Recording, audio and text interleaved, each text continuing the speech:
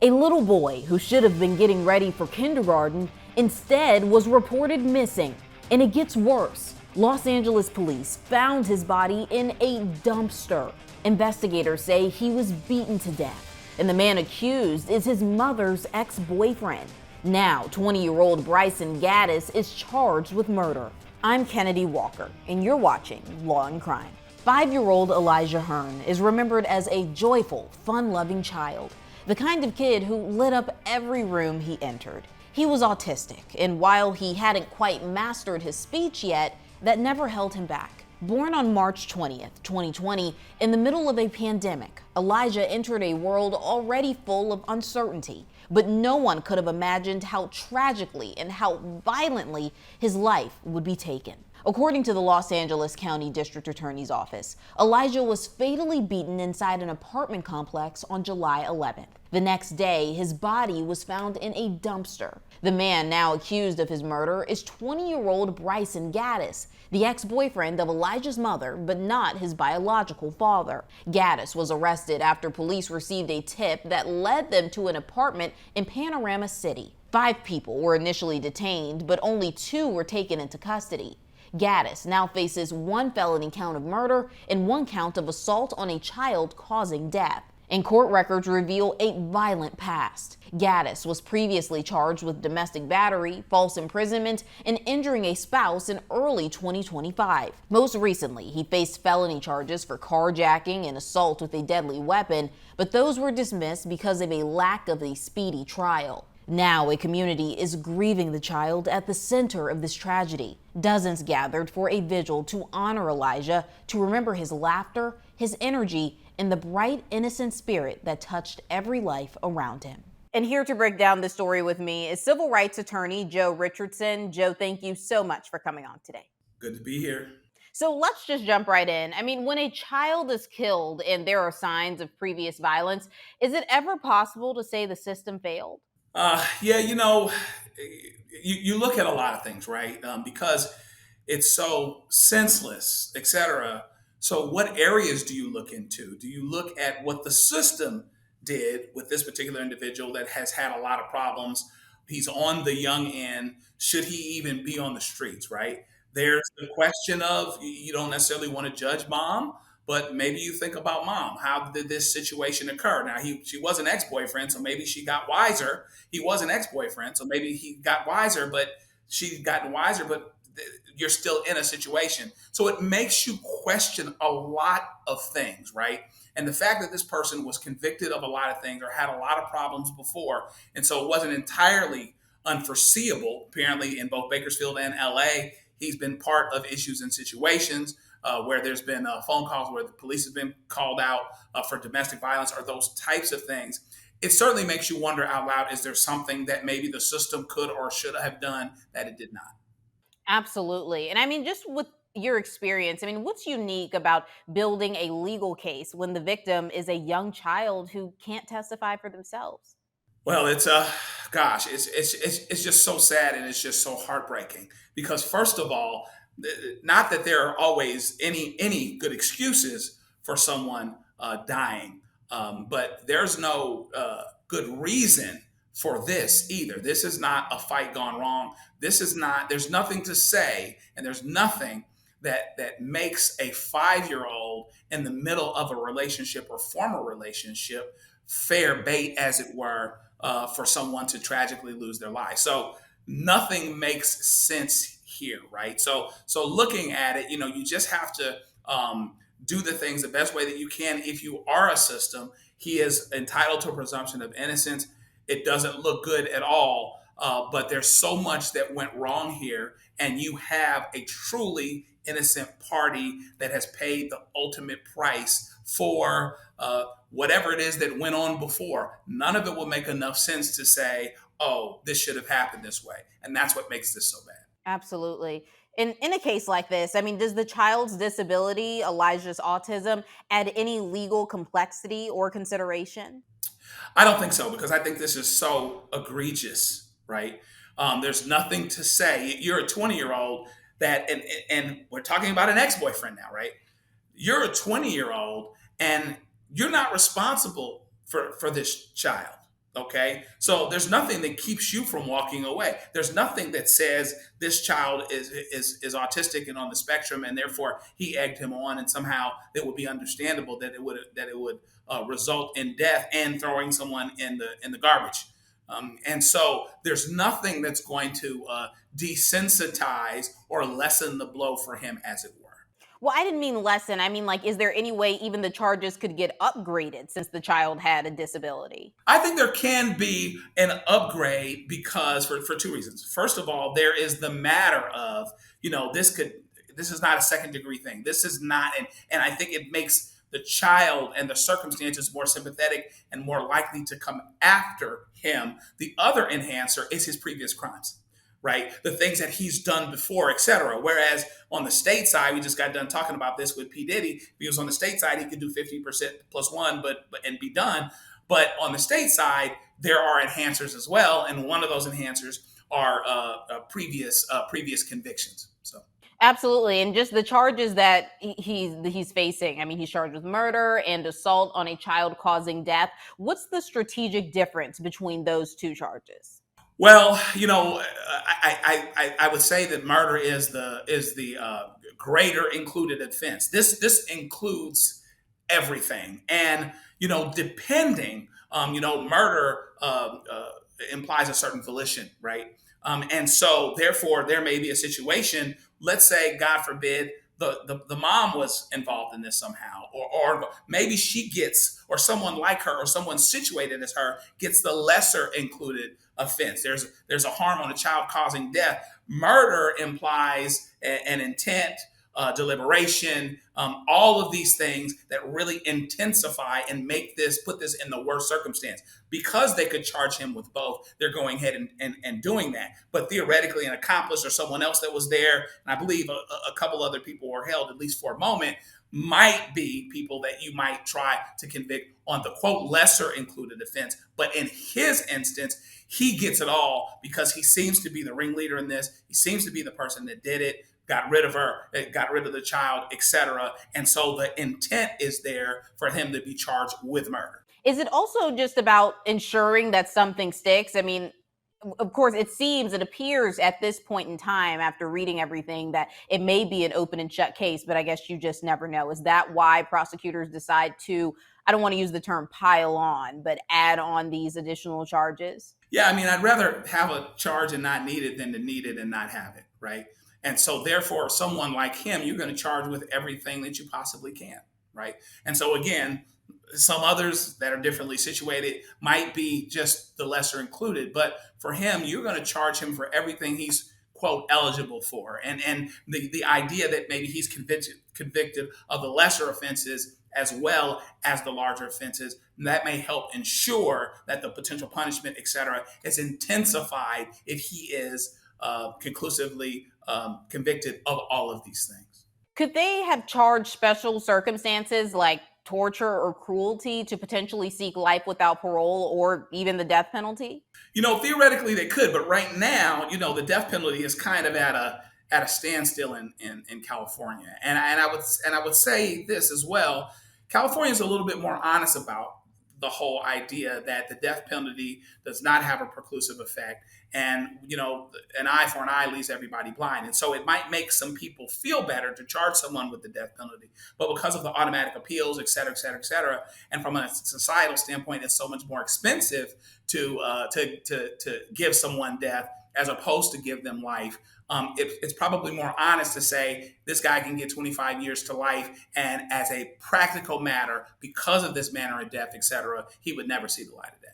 Can the way the body was disposed, the child was found in a dumpster, which is so egregious, like how we've been saying, can that affect sentencing or how the jury sees intent? Absolutely, it can, because you might argue intent. We had a recent case where there was a question as to whether or not this person that killed someone, a child that they didn't know, could possibly have had the intent and the deliberation so that they could get first degree or the highest degree of murder. Here, you're not going to have that because, among other things, not only is it a child he knows that probably, he may have been trying to hurt his former girlfriend, etc. You've got reason, you've got intent, even though you don't always, you've got motive, which you don't always necessarily need. And you've got afterward him taking him, throwing him in the trash and all these other things. So all of these things can lend to, can be this drawing line that allows you to stitch together the intent and be certain about it, so that not only is he charged, but he's convicted and punished at the highest level. And we touched on this a little bit in the beginning, but court records show a violent criminal history, including recent domestic violence and assault charges. Why wasn't this man behind bars? That's a good question. And we could get into this larger discussion, of course, about jail overcrowding, et cetera, and all of these other things. But depending on the timing, I don't know, all of the circumstances, but, if it's a stateside charge, there's always hope that he could get to the street. I don't know also from a factual standpoint how much cooperation there was related to the domestic violence and some of these types of things. And I don't know if there has been some kind of discussion related to his conviction and his punishment that brings into account his childhood, that brings into account these things that are potentially sensitizing, and that may have lessened the blow as it pertains to length of time. Or if he pled these things out as opposed to being convicted of them, he probably comes in lower anyway because other charges might have gone away in exchange for a guilty plea. Does California law allow prior accusations or charges, even the ones that didn't lead to convictions, to be brought up in a murder trial? Well, yeah, it can be. Now, charges, I think, are a little bit more difficult. But previous convictions and things like that, technically, there's not supposed to be evidence related to character. But could there be prior bad acts? And could there be ways to get other things in that could negatively affect him here? Yeah, there absolutely could be. But to my mind, I think that this is suggested more likely to happen as it pertains to the penalty phase as opposed to the conviction phase. Because based on what we see, I don't think they're going to have any problems convicting him. There's going to be a matter of how long they punish him for. And I think the previous things probably come in to suggest that all the more. I just don't see any gray area on these facts in terms of the jury looking at this like a whodunit, like, oh, maybe someone else did it. I don't see that. And the less of a possibility there is of that means that they probably don't need the prior bad acts, at least as it pertains to convicting him. Well, let's talk about accountability and just the overall big picture here, because we are talking about a deceased child. When someone with multiple violent charges is allowed back into the community and something like this happens, who, if anyone, is held accountable? Wow. You can have this discussion and go a lot of different ways with it. We had discussions about this even in our last presidential race because the Democratic nominee was someone that had worked in the criminal justice system as attorney general, et cetera, and those types of things, and as a DA. So you can give some accountability to everyone or to no one. You can say that, this is really about the system. We should lock this person away and throw away the key, and that's what we should have done. But it's very, very hard, frankly, short of killing someone. It's very, very hard for someone that age to be put away for just domestic violence. And I'm not minimizing it at all. But someone that's convicted of domestic violence, by definition, at some point is probably going to be on the street, particularly somebody that young. There were other things that had happened. So you can kind of dole out responsibility a lot of different ways. Hindsight is always 20/20.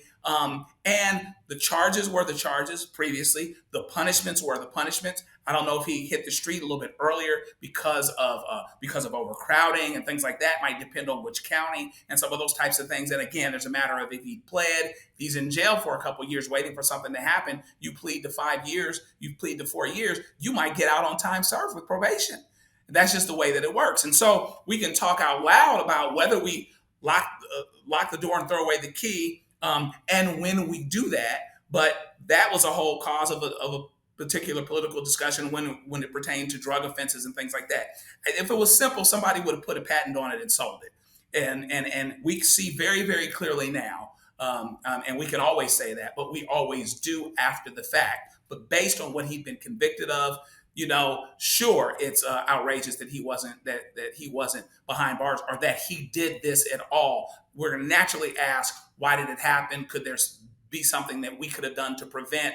But that's still just a very complicated and entangled question. And of course, we're waiting on more details to come out. We don't know, as of this moment, why Elyjah was around the defendant. How did the defendant get to the little boy? We don't know any of that information right now. But just based off of what we do know, what kind of legal exposure could Elyjah's mother face if she knowingly allowed someone violent around her son? Yeah, that's an interesting question. We don't know. To your point, there are a lot of things that we don't know. One of them is whether or not there is a violation for him being allowed to be around her. We don't know if there is anything that says there is a restraining order or a no contact or whatever. To the extent that she may have, what if she had a no contact order? What if she had a restraining order? And somehow, I think it's a very fair question, or a real question at least, to say, why does he have proximity to you and to your children if he's an ex-boyfriend, particularly if there were domestic violence related situations? The question becomes whether the police, or whether the DAs, et cetera, that would do the charging, are more likely to have her go along to make sure he's convicted properly, or to punish her as well, or to use the threat of one to facilitate the other. So that's the part that we don't know about yet. But it is certainly very interesting. We're all sitting here with our arms folded. Any mother saying, how is it that this child, and sounds like he's a younger guy too, how is this person around your child, particularly given his background, particularly given what it sounds like she may have even gone through with before? And that is a very that's not only a legal question, but that's a moral question, because a whole lot of mothers may be standing in judgment right now saying this should never have been even allowed to come close to happening at all. And so it creates more questions than answers. Even if she didn't directly harm the child, I mean, could she face charges for neglect or child endangerment? Or just given the circumstances, do you think usually in a lot of cases, the prosecution, they wouldn't also charge the mother who's dealing with burying her son? They have a lot to unpack there, right? And so theoretically, depending on the facts, could there be some kind of child endangerment or child neglect or something like that? Theoretically, there could be, unless it was a situation where she was overpowered, where something really happened, where she was in the space and then XYZ happened and she didn't call the police. Yeah, there's a lot of things to be unpacked there, but I believe she has other children. And if that's the case, my sense is maybe the DA picks its battles and says, we're going to have you testify to make sure we check the dots with him so that you can deal with what's left with your own family. So sometimes, there's discretion. The DA can do what the DA wants to do, but the DA may, looking around the corner, decide to make a certain determination to say, here's who I'm going to go after, and hopefully she gets the help that she needs and she can continue to go forward. Because I think the only thing that would be worse is that if you have somebody that wants to be a mother and she has other children, a situation where she's not even allowed to be a mother to the children that are left because of this criminal side issue. Well, let's talk about the jury. How do cases involving children typically impact jury selection? Well, you might have folks that'll say, here are the types of people that we need on the jury.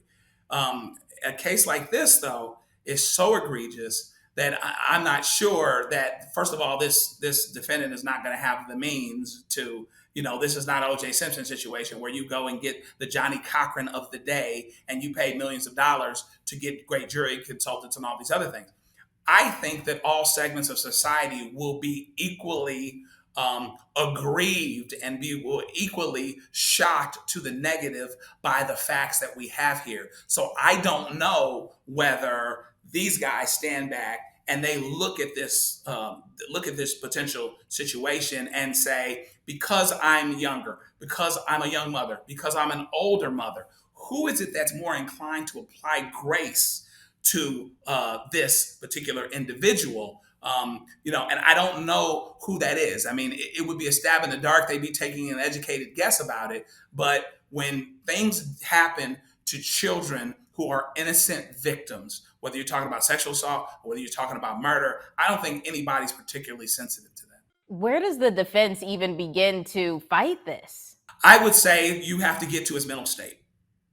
You've got to see if there's a way where you can fight on his intent, on his and this is assuming that there's nothing in terms of, oh, this other person was involved, or any of those types of things. If that's there, they want to pull that out of the hat, that's fine as well. But my sense is you really got to get to his mens rea, and you've got to get to what was happening in his mind to lessen the potential or level of liability for purposes of potentially saving his life, particularly giving him another opportunity to get out of jail in 10 to 20 years, etc. But even then, that's a very, very difficult question and a difficult thing to unpack. Do you see a plea deal being offered, or do prosecutors tend to avoid plea deals in cases involving murdered children? My sense is if they have their ducks in line and they know that the mother will testify the way that she needs to, they don't have to offer a plea deal. They are very much in the driver's seat, and they can throw the book at him. What would the quote offer be? Well, the offer may be, because he can get 25 years to life, well, maybe there's potential for getting out of jail at a certain period of time.